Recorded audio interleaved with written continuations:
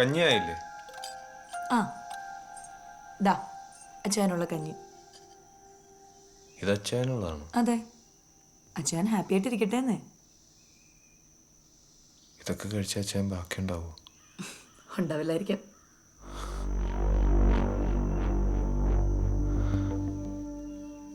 നമ്മൾ ഇന്നലെ പറഞ്ഞത് അങ്ങനല്ലേ? ഞാൻ ബെല്ലിനോട് ചോദിച്ചതല്ലേ വേറെ എന്തെങ്കിലും വഴിയുണ്ടോന്ന്.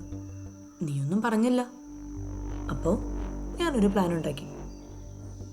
ഇനി ഏതായാലും 5-8 മാസം കൂടി അച്ഛൻ ഉണ്ടാവുള്ളൂ.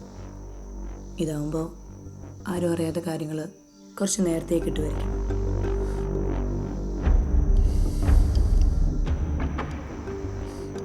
പ്രശ്നമാവത്തില്ലേ? ഏയ്, നമ്മൾ അച്ഛനെ നന്നായി നോക്കുന്നുണ്ടെന്ന് എല്ലാവർക്കും അറിയാം. വക്കീലിനും അത് ബോധ്യപ്പെട്ടതല്ലേ. ഏയ്, അധികം ആലോചിക്കണ്ട. ചൂട് പോ, ചെല്ല്, കൊണ്ടു കൊടുക്ക്. ചെല്ല്.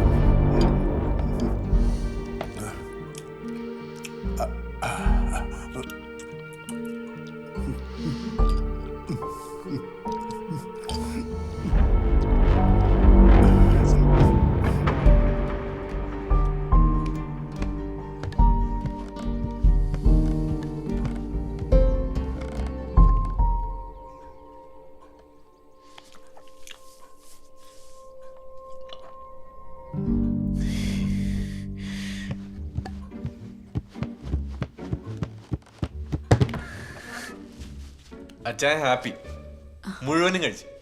അതല്ല ഞാൻ പറഞ്ഞത്. എന്തായാലും നിന്റെ മുഖമൊന്ന് തെളിഞ്ഞു കണ്ടല്ലോ, അത് മതി. എന്നാലും ഈ ഹാപ്പി എൻഡിങ്ങിന്റെ ഐഡിയ അടിപൊളി. ഇതെനിക്ക് എന്നാ തോന്നാഞ്ഞെന്ന് ഞാൻ വിചാരിക്കുന്നു. തോന്നിയില്ലല്ലോ.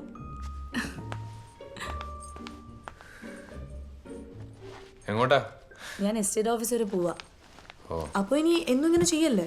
ആ, ഞാൻ നാളത്തെ കാര്യം രജി ചേച്ചിയോട് പറഞ്ഞിട്ടുണ്ട്. പുള്ളിക്കാരി കൊടുത്തോളൂ. എന്താ നാളെ ബെല്ല് വരില്ലേ? അല്ല, എനിക്കൊരു 2 ദിവസത്തെ ലീവ് വേണം. എന്തു പറ്റി? ആ ഇസ്രായേലി പോക്കിന്റെ പരിപാടിയില്ലേ, അതൊന്നും ലൈവ് ആക്കാനുണ്ട്. അതെനിയും കളഞ്ഞില്ലേ? ഇന്നലെ എന്നോട് ചോദിച്ചില്ല എന്റെ പ്ലാൻ എന്നാണെന്ന്. ഒരു 2 കൊല്ലം ഞാൻ അവിടെ പോയി ജോലി ചെയ്തിട്ട് വന്നാൽ നമുക്ക് ഈ അറവിടമാരുടെ പുല്ലൊക്കെ അങ്ങ് വേണ്ടെന്ന് നോക്കാം. എങ്ങനെയുണ്ട്?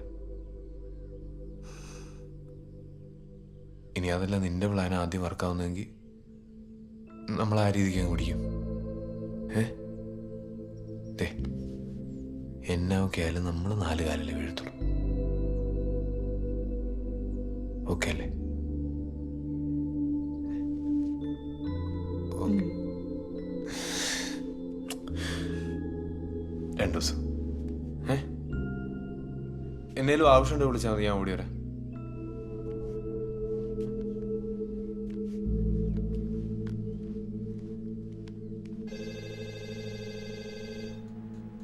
ഓക്കെ, അപ്പം ഞാനെല്ലാം റെഡി ആക്കിയിട്ട് വരാം.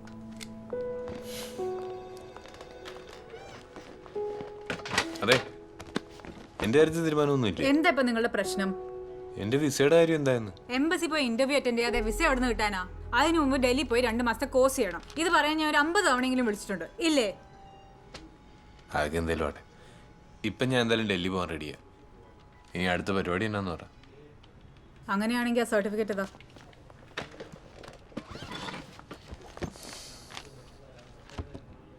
ഇതിലെ SLC സർട്ടിഫിക്കറ്റും നഴ്സിംഗ് ഡിപ്ലോമയൊക്കെ എന്തിയേ?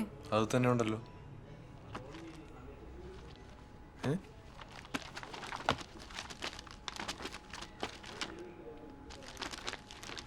അതവിടെ പോയി? അതെന്നോടാണ് ചോദിക്കുന്നത്? നീ തന്നപോലെ തന്നെയാണ് ഇരിക്കുന്നേ. നീ ഇവിടെ വന്നിരിക്കുന്ന വേറെ എന്താ ഉദ്ദേശിച്ചാ? എനിക്ക് ഇതിനൊന്നും സമയം. എന്റെ സർട്ടിഫിക്കറ്റിന്റെ കാര്യം തീരുമാനമാക്കിയിട്ട് പോയാൽ മതി. മിസ്റ്റർ, എന്നെ ഇങ്ങനെ എടി ബോഡി എന്ന് വിളിക്കാനുള്ള അധികാരമൊന്നും നിങ്ങൾക്കില്ല. പിന്നെ നിങ്ങളൊരു കാര്യം മനസ്സിലാക്കണം, നിങ്ങളുടെ സർട്ടിഫിക്കറ്റ് ഞാൻ വേറെ ആരുടെയും കയ്യിൽ കൊടുത്തിട്ടല്ല പോയത്. കൃത്യമായിട്ട് നിങ്ങളെ ജോലി സ്ഥലത്ത് വന്ന് നിങ്ങളെ തന്നെ ഏൽപ്പിച്ചാ പോയത്.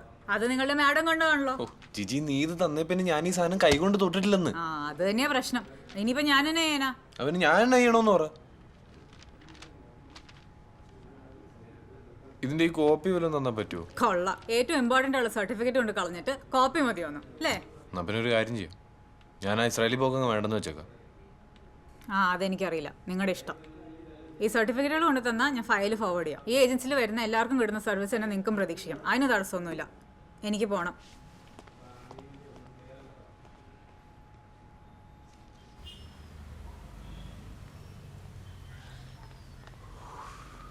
ആ എടി ജിജി മോളെ, നെല്ല് ചോദിക്കട്ടെ.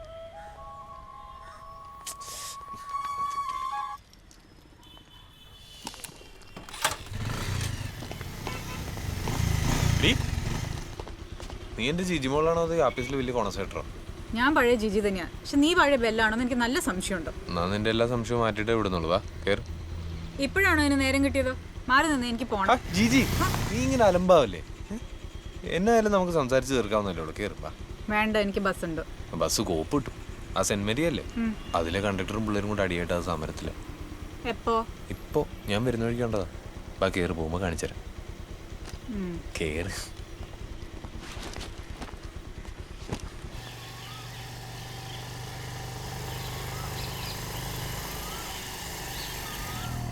നീ എന്നാ തന്നെ ജിജി മോളെ എപ്പോഴും എന്നോട് ഇങ്ങനെ ഉടക്കുന്നേ?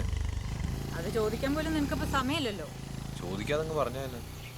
ബെല്ലിന്റെ ഇഷ്ടത്തിന് ജീവിക്കാനാണ് ഞാൻ തടസ്സം നിൽക്കുകയല്ല. എന്നുവെച്ചാ ഞാൻ ഒരു കാര്യം പറയട്ടെ, കുറച്ച് നാളെ ബെല്ലിന്റെ ഒരു ലോകത്താ. ആ ലോകത്ത് ഞാനില്ല, നിന്റെ വീട്ടുകാരില്ല, കൂട്ടുകാരില്ല, ഇസ്രയേലിലേക്കുള്ള പോക്കുമില്ല. പിന്നെ എന്നാ ഉള്ളേ? ആ അത് നീ പറ. ജീവിക്കാൻ ആഗ്രഹമുള്ള ആൾക്കാർ ഇങ്ങനെയൊക്കെയാണോ ചെയ്യുന്നത്? നീ ചുമ്മാ കാണാവണ പറയല്ലേ ജിജി. നിന്നോടും കൂടി ചോദിച്ചിട്ടില്ല ഞാൻ ബംഗ്ലാവിൽ ജോലിക്ക് പോയെ. ആ അപ്പൊ ഒരു ജോലി ആകുമ്പോ അതിന്റെ സ്ട്രെസ്സും തിരക്കും ഒക്കെ ഉണ്ടാവത്തില്ലേ? നീ ഒന്ന് വന്നപ്പോ കണ്ടതല്ലേ? ആ അവിടുത്തെ തിരക്കുന്ന നാട്ടുകാർ മൊത്തം പറയുന്നുണ്ട്. നാട്ടുകാരെന്നാ പറയുന്നുണ്ട്? ആൾക്കാരെന്ത് പറയുന്നു എന്നല്ല എന്റെ വിഷയം. നീ എന്തൊക്കെയായി കാണിക്കുന്നു അതെനിക്ക് ദേഷ്യം വരുന്നു. ഞാൻ എന്നാ കാണിച്ചെന്നാ? ഈ സർട്ടിഫിക്കറ്റുകളൊക്കെ കൊണ്ട് കളയുന്ന ബോധമുള്ളവർ ചെയ്യുന്നല്ലോ. സർട്ടിഫിക്കറ്റിന്റെ കാര്യം നീ ഒന്ന് വിടാവോ? എത്ര നേരം അതിന്റെ ഗുണവധികാരം. ഞാൻ എന്തെങ്കിലും ചെയ്തോളാം. അപ്പൊ ഞാൻ ഇടപെടണ്ടെന്നാണോ? നീ ഇടപെടണ്ട.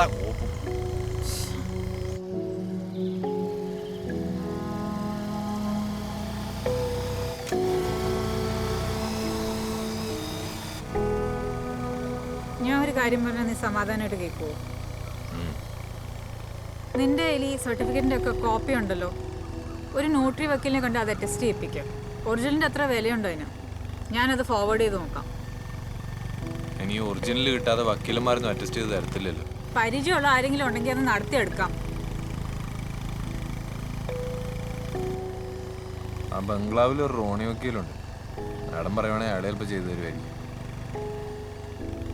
പക്ഷെ ഞാൻ ഇനി അങ്ങോട്ടൊന്നും പോകുന്നില്ലെന്ന് വിചാരിച്ചിരുന്നു. അതെന്താ ഇപ്പൊ അങ്ങനെ ഒരു തീരുമാനം? ഞാനവിടെ പോകുന്നത് നിനക്കും നാട്ടുകാർക്കും ഒക്കെ ഭയങ്കര ബുദ്ധിമുട്ടാണല്ലോ. അപ്പൊ നിങ്ങൾക്കൊക്കെ സമാധാനമാവട്ടെ എന്ന് വിചാരിച്ചു.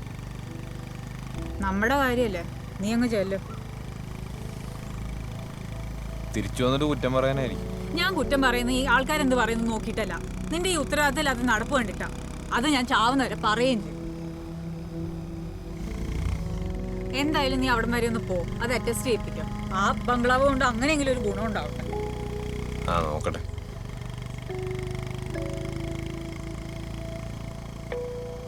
ഞാൻ വേറൊരു കാര്യം ചോദിച്ചോട്ടെ? എന്നാ? നിനക്കെന്നെ തീരെ വിശ്വാസമില്ലല്ലേ? വിശ്വാസം ഇല്ലെങ്കിൽ വണ്ടി കയറുവോ? പിന്നെ എന്നാ തന്നെ ഈ പലക പോലത്തെ ബാഗ് നമ്മളുടെ കുത്തി കയറ്റിയേക്കുന്നത്? മാറ്റി പോരെ? ആ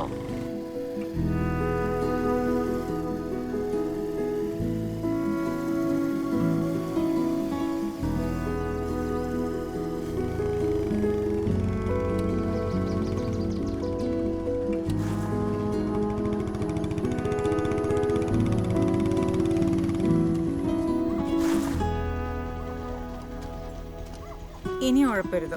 ഇല്ല, ഞാൻ നാളെ തന്നെ പോയി ടെസ്റ്റ് ചെയ്യിപ്പിച്ചോളാം. പോട്ടെ. ഓക്കെ ജിജി മോളെ.